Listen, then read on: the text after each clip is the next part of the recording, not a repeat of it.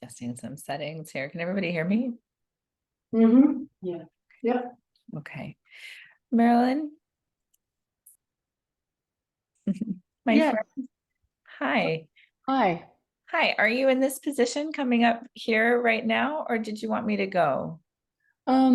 I believe I was going to go next, and then you were going to do Mhm. yours, right? Yep, that's my Okay. Well, understanding. Yeah, so I'll mute myself and let you step forward. thank you very much. Okay. Thank you, Timothy. Um, let's see. Oh, there I am. Hi, everyone. Everybody hear me okay? Yep. Okay. All right. I love this passage that Thich Nhat Hanh wrote about in our Pieces Every Step book about washing dishes. It really resonated with me, and I wanted to share that with you, and a little passage that was written by one of his students about the same thing. It's lovely. Okay, washing dishes. To my mind, the idea that doing dishes is unpleasant can occur only when you're not doing them. Once you are standing in front of the sink with your sleeves rolled up and your hands in the warm water, it is really quite pleasant.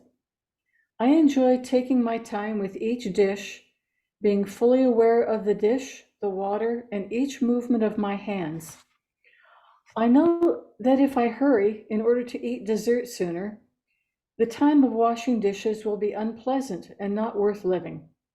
That would be a pity, for each minute, each second, sorry, that would be a pity, for each minute, each second of life is a miracle. The dishes themselves and the fact that I am here washing them are miracles.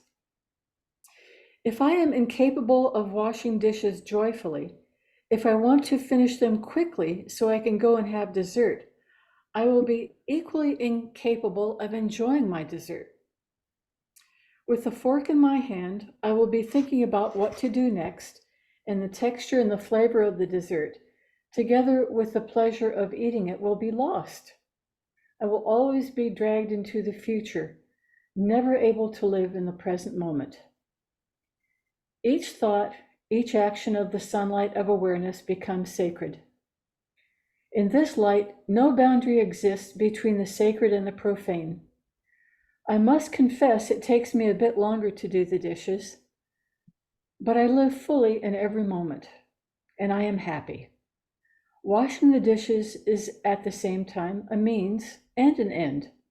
That is, not only do we do the dishes in order to have clean dishes, we also do the dishes just to do the dishes, to live fully in each moment while washing them. Okay. And here's a passage I found from a student of Thich Nhat Hanh's, which is just beautiful. The first is a gatha, a little poem. Washing the dishes is like bathing a baby Buddha. The profane is the sacred. Everyday mind is Buddha's mind. I love that.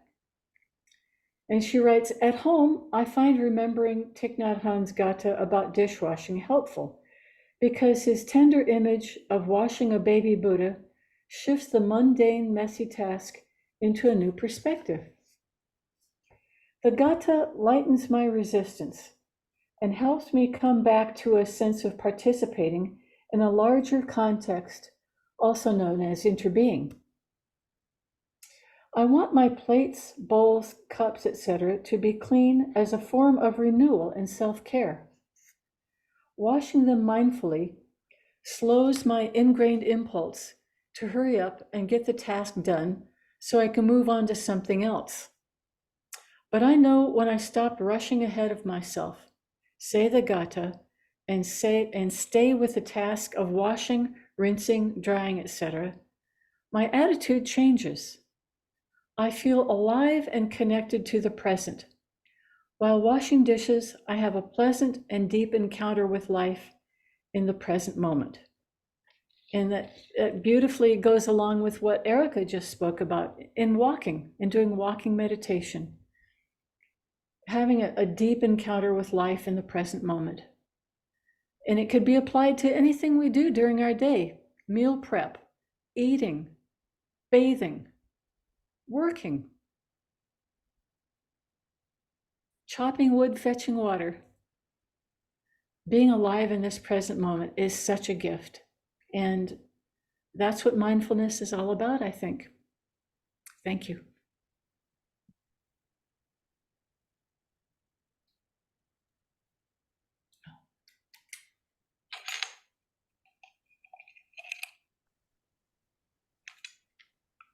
It feels really sweet.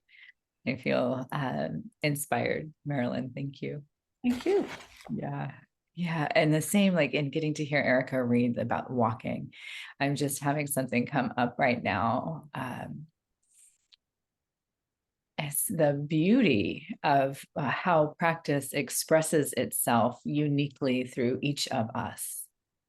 And I think that we're really fortunate to have one another and have that reflected back to us, how different it looks. And just, I don't know, I feel a lot of gratitude, like the preciousness of that, to see our practice coming through one another in Sangha. As Erika and Marilyn and I were preparing for today, there was a sort of question around like, what does practice look like for you? And I was, what came to mind right away was a document that I started, that I created, I want to say, I don't know, maybe 8 years ago for some of the work I was doing in schools. And it was for teachers, how to bring practice into the classroom. So it's very evidence-based, this document. It's like citing all the research that's been done and why we want to study the mind and how we do that. And then there was a version of that for parents. At some point, it was called like on the go mindfulness for busy people. And it's just seen like lots of additions, right? And what I'm realizing as I'm sitting here is like, and this is okay. This is actually skillful means. This is how the practice arrives in different places and different cultures and can support each of us in different ways.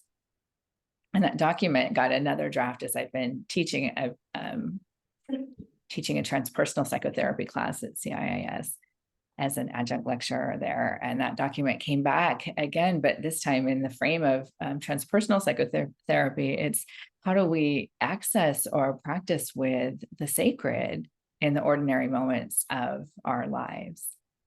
And not to say that the previous versions of that were more or less, better or worse, or less me, maybe represented who I was at that time, as it was very fascinating to see so much research emerge on mindfulness at that time.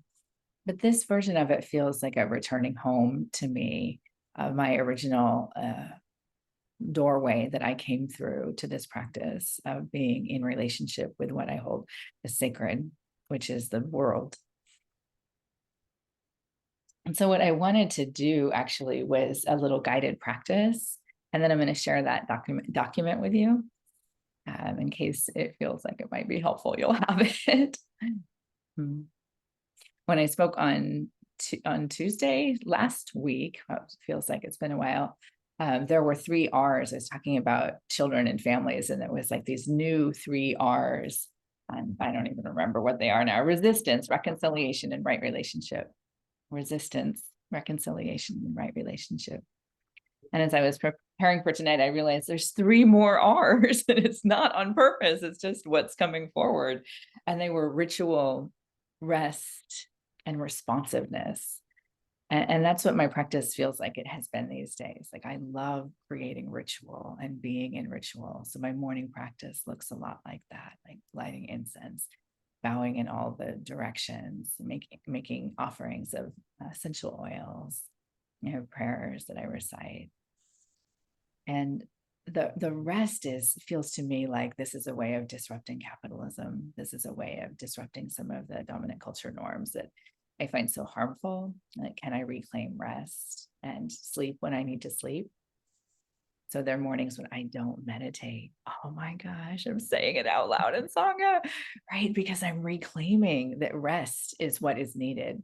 And that's the 3rd R, is responsiveness. It's really become a huge part of my practice, is to assess what's here now and what do I need. And maybe that is, as a person who went back to school late in life, just finished raising a child alone, a person who survived the pandemic. How in the world do we keep all the balls going? And rest has become a really important part of my practice, to know when I need to just sleep.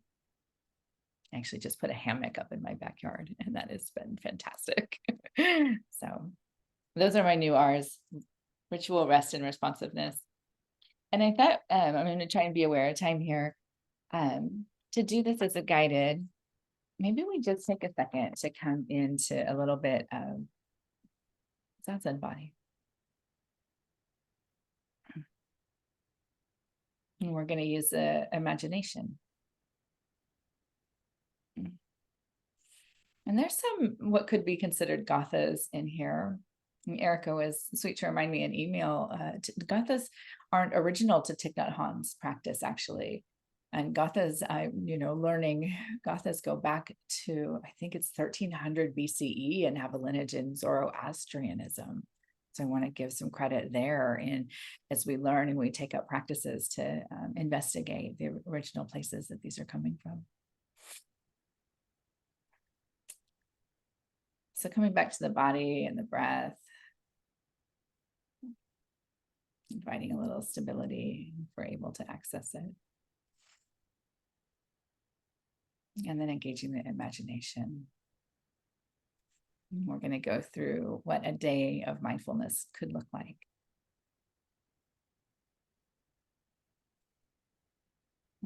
So opening our eyes in the morning, it's just the very first moments of being awake. And what would it be like if there, instead of reaching for our phones or allowing the mind to go down right into worry and planning, that we just dedicated ourselves in that moment to cultivating grace and presence throughout the day, to honoring our interrelationship with life. Maybe we use the Thich Nhat Hanh Gatha, waking up this morning, I smile, 24 brand new hours before me. I vow to live fully in each moment and to look at all beings with eyes of compassion. It might be just as simple as I vow to cultivate space between activities today. And then we sit up and we turn and we put our feet on the floor. And right there, there's this moment of steadiness, feeling the feet as they touch the ground. Maybe here with feet on the floor, there's a commitment to taking responsibility for the day. What can I do today? Or curiosity, what will this day be like? And then those first steps as we go to the bathroom, this can be walking meditation, or maybe we go first to the coffee pot, this can be practice. This is the instruction Erika gave us. On this beautiful path, I walk in peace. Every step I take, a flower blooms. And when we get to the bathroom, maybe we have a little reminder taped up, printed or framed, that we're going to look with eyes of compassion instead of looking with those eyes of scrutiny at another wrinkle or gray hair or blemish. So I vow to look with compassion today.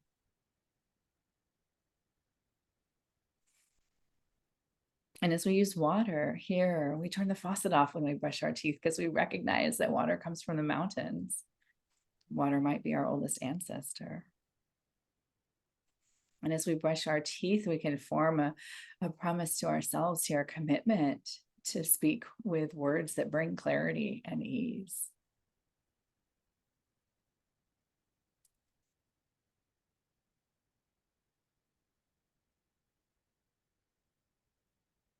And making our way to have a little bit of food in the morning. Just beautiful gathas for eating. This food is the gift of the whole universe, the earth, the sky, and much hard work. May we eat in mindfulness so as to be worthy to receive it.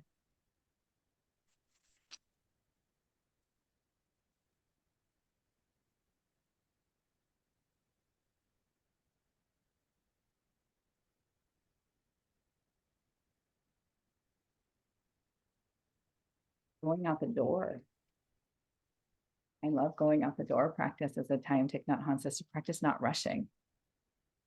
And doors are liminal spaces. We're on a threshold. So about to cross over from home into world. Maybe just pausing for a moment here to remember not rushing through the day. I have a gatha on my door. I don't remember it, but it's up on my front door about driving from Thich Nhat Hanh. When something, the car goes fast, I go fast. I remember to slow down. And even on our way, wherever we're going that day, can use stop signs to practice. Stop, take a breath, observe, and then proceed. And maybe it's proceeding with the memory of all our relations, to use the Lakota phrase there, all our relations, remembering the inner being, our inner connections. And then it's not always lovely and pretty like this. And I want to name that, because I think so often what can happen in our practice is we hold ourselves up to high standards. Wow, how would we go through, how beautiful to go through the whole day like this? But actually it gets messy. So can we practice with the difficult moments too? I am in the messiness right now. This is a difficult moment. May I be kind to myself in this moment. Other people feel this way right now or having these difficulties. Or maybe in those difficult moments, we have a practice of dropping the I, of remembering that we've come into, that we may have just come into a moment of a separate self. And can we drop the I in those difficult moments and step into more of an ecological consciousness? Look at the sky, let it open up and get big again.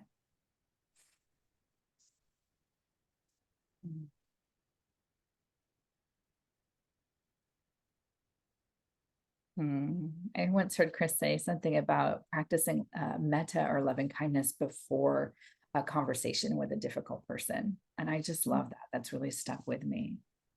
We all have those folks in our lives that can be challenging. We can bring up our stuff. So maybe during this day, we're envisioning there's a conversation with a difficult person. And before we go into it, we remember, may they be free from suffering. May they be free from greed and hatred. May there be ease in this moment. And then making our way back home at the end of the day, allowing for that rest and integration and resettling, giving ourselves that time if we need it. Even laying in bed at night, there can be an opportunity here to just check in with each little part. Sister Chan, if you know Sister Chan's work, does beautiful deep relaxation practice, and she sends metta to each part of the body. Thank you, liver, thank you, kidneys, for working so hard for me. I've forgotten about you during the day. May you be healthy and well. And maybe that day ends then with just a renewed commitment to waking up tomorrow morning with that same bodhisattva vow. May I be here, may I be a light or a lamp to all beings as long as they're suffering. May I bring ease into my own system and my own imperfections if I forgot when I forget to practice during the day. So that's my little tour of a day and what it might look like. And I think I want to just stop there. And before we go, I have some resources. I'll share that document. And I have another article I found that's on gathas that I thought folks might appreciate. So I'll share those in the chat before we go. But Erika, can I turn it over to you now to give us some prompts maybe for how we are going to do the rest of this evening? Oh, okay. Yeah. Well, thank you. Thank you, Chelsea. That was really sweet. Brought up a number of things for me that I liked what you said about, when it gets messy, not getting, too upset with yourself, because I used to take a lot of really terrible showers. I would be so mad at myself after I got out of the shower because I hadn't maintained mindfulness throughout the shower. I mean, it's really, it's sad, really. And so it's good to just, have the motivation and have the commitment, and then also give yourself a break. And one I used to like to do was to try to set little tasks, like, oh, let me see if I can remain mindful from the time I close my front door until I put my hand on the car door. Let me see if I can just take some steps on the ground, feel the air, be there. And these little moments, And one time I was at a stoplight, and the car in front of me had a bumper sticker on it that said, "Grace happens." And it did. It was like, you see that, you're at the stop sign, you go, oh, and just take a breath, and grace happens. Sometimes it does, So yeah, those are some of the things. And the other thought I brought up for me, Chelsea, was down at Aravaipa, where we go to practice in Arizona. It's a very cowboy motif. It's a ranch, and so there's probably some of you have read it. There's a cowboy prayer on the wall, which I think is great. And he says, God, I've been good today. I haven't been mad at anybody. I haven't done anything wrong. I've been okay. And but he goes on, he says, but in a minute, I'm going to get out of bed. So I'm going to need a lot more help. So, yeah, so we thought that for our discussion, we could just, get into group and just talk about what do each of us do to remind ourselves to remain in the present moment throughout the day. What are what have we come up with in our creativity? What helps us? And just sort of talk about that. So looks like, oh, it's 10. Yeah, so I think we have like maybe 15 minutes or so to discuss that. I don't know, are we doing chanting tonight? Or We'll just do a dedication at the end, but no service. just do the dedication? Okay. Oh, maybe, well, as long as I have the floor. I want to dedicate. You sure we're dedicating? We got to be dedicating to Libya today. Libya had a huge storm that came, and two dams and 4 bridges were knocked out, and they think 10,000 people are missing. And or more. It's like our Katrina that we had in New Orleans when the levees broke. Just this wall of water came down. So that's who I want to offer as we're doing this. So yeah, so groups, can we do groups and talk about how we try and fail